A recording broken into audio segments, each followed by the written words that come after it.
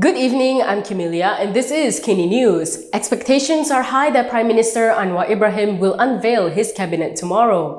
While Zahid may not be the most popular choice as Deputy Prime Minister, some believe that he is important for Anwar's political survival. Umno President Ahmad Zahid Hamidi may not be the popular choice for Deputy Prime Minister. However, an Umno source believes that appointing Zahid to the post would be crucial to ensure Prime Minister Anwar Ibrahim continues holding the top job.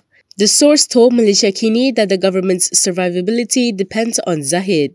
According to the source, if Zahid does not become a Deputy Prime Minister, then he would most likely lose in the next party election. This might lead to BN MPs changing their support to Perikatan Nasional Chairperson Muhyiddin Yassin instead of Anwar.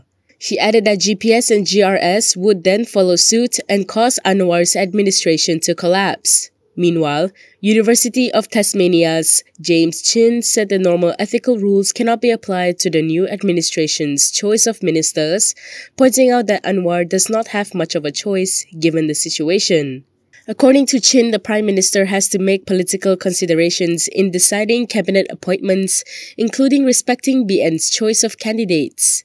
He added that in reality, it is up to BN and Umno to select whom they want to be the Deputy Prime Minister. Anwar has been under pressure against appointing MPs who are implicated in corruption cases in his upcoming cabinet lineup. He had previously said that he is taking into account the views of all parties on the possibility of appointing MPs facing graft charges into the cabinet. As anticipation builds for the formation of a new cabinet, Syed Saddiq's position has also been questioned. Muda leaders have not commented on whether Muar MP Syed Saddiq Syed Abdul Rahman will be appointed to the cabinet. Malaysia Kini had attempted to contact the Muda president and his team on the matter but has yet to receive a response. Party co-founder Lim Wei Jiet told Malaysia Kini that he did not wish to comment at this point and it was best to wait for Prime Minister Anwar Ibrahim's announcement. Syed Saddiq, who once served as the Youth and Sports Minister in the previous Pakatan Harapan government, is the only Muda politician who won a parliamentary seat in the recent general election. However, he is facing charges in a criminal trial that involves more than 1 million ringgit linked to Bersatu Youth. Previously, Anwar had said that Harapan made a stand against MPs with court cases being considered for cabinet positions, but further discussions were necessary among new partners in the government. This has brought up the matter of whether several individuals who had court cases would be considered for positions in the cabinet.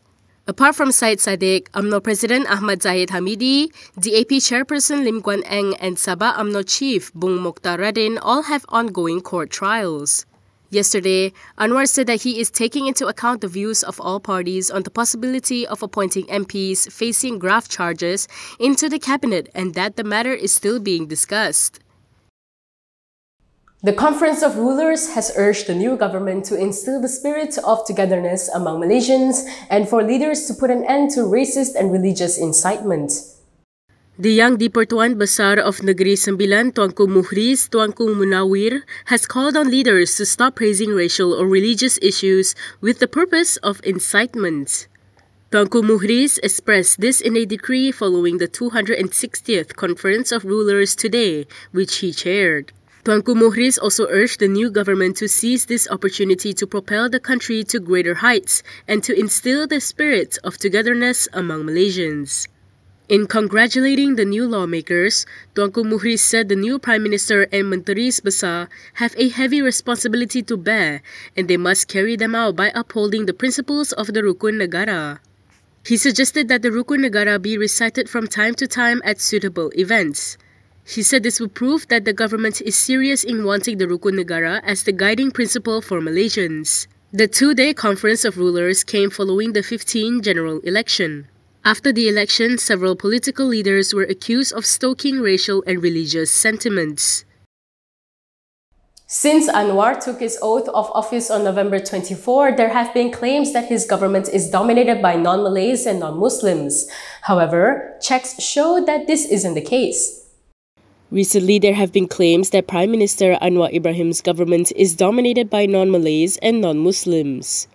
Among others, fugitive blogger Raja Petra Kamarudin had claimed that Malays now view the new government as a Chinese government, with almost all Chinese MPs sitting in the Pakatan Harapan-led government. He added that this is a recipe for ethnic unrest, with the opposition bench made up almost entirely of Malay and Muslim MPs. Past President Abdul Hadi Awang had also said that the new government is dominated by non-Muslims and labelled it as a minority government.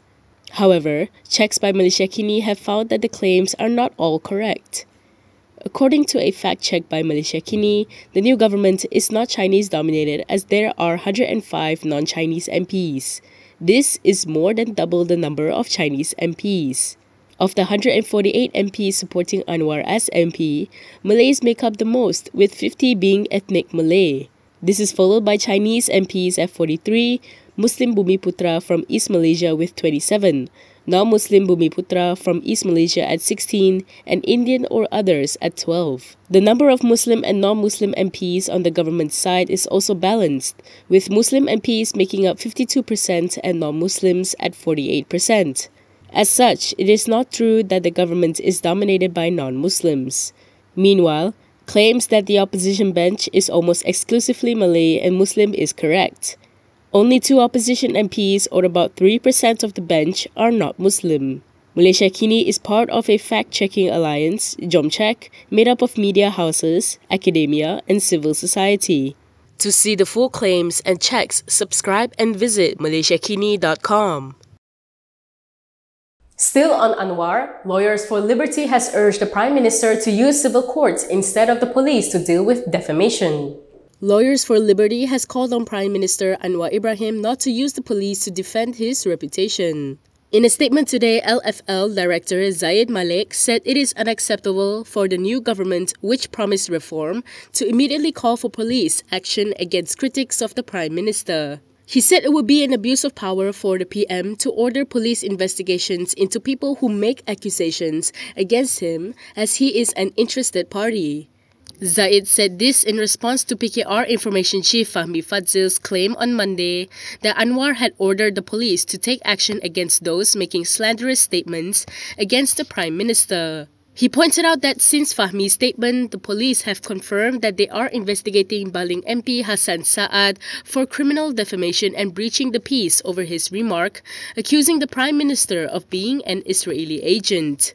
Zaid added that Anwar should use the civil courts instead of the police to deal with defamation.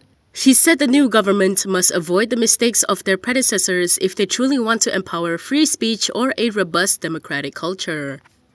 Past President Abdul Hadi Awang has revealed that MCA and MIC signed statutory declarations supporting Perikatan Nasional to form the federal government. He said this while denying claims that PAS is extremist. Past President Abdul Hadi Awang has denied claims that his party has extremist elements. In a press conference last night, he pointed out how PAS had support from non-Muslims such as Gerakan, which is one of their partners in the Perikatan Nasional Coalition. He added that MCA and MIC had also signed statutory declarations supporting PN to form the federal government. Jawapannya ialah praktikal.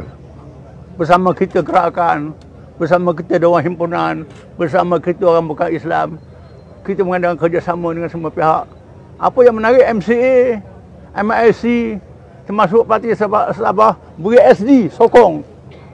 Kita bentuk kerajaan baru ini. He said this in response to a question on PAS being viewed as too extreme. PAS and PN have faced criticisms recently for allegedly playing up racial and religious issues for support.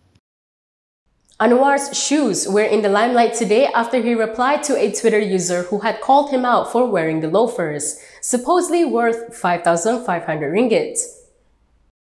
Prime Minister Anwar Ibrahim has clarified that the Louis Vuitton loafers he has been wearing were a gift from the Johor Sultan. He said this on a post on Twitter in a response to a user who had commented on his move to not use the government's Mercedes-Benz S600 as his official car while wearing the loafers, which supposedly cost 5,500 ringgit.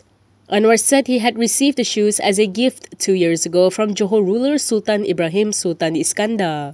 He added that it was alright to question him but don't come up with a slanderous narrative. Anwar's fashion choices has become a topic of debate after he clocked in for the first time at Putrajaya on Friday wearing baju Melayu and sandals. Coupled with his decision not to use the S600, this suggested that he was on an austerity drive. On Sunday, Anwar had said that he had decided against using the S600 luxury vehicle as he did not want any form of new expenses accrued in his name. And that is all from me today. For more stories, you can go to KiniTV.com. You can also follow us on Instagram, Twitter, YouTube, and Facebook for the latest news updates. If you'd like to support independent media, do consider subscribing to MalaysiaKini.com. I'm Camelia. Thanks for watching.